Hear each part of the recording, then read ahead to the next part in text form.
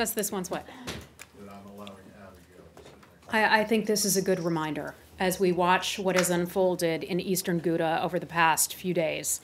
More than 400 or so civilians have been horrifically killed by the Syrian regime, and as we all know, they're backed by not only Russia, but also Iran. It is a good reminder that Russia bears a unique responsibility for what is taking place there. Without Russia backing Syria, the devastation and the deaths would certainly not be occurring.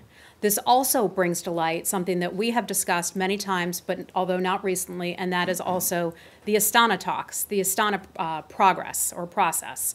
And that was something a lot of you asked questions about. You know, where are you on Astana? Is the United States participating in Astana? Is Astana a good thing? This shows the failure of the Astana process.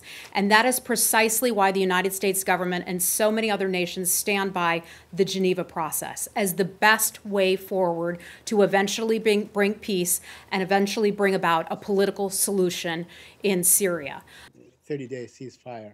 I think that is being discussed at the UN.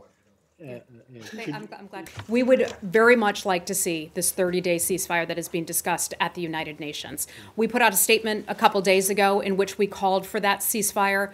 That is the only way we could start to get supplies and humanitarian aid into eastern Ghouta to try to help the people there. What does it say, if anything, do you think, about your leverage with countries that you are very close with?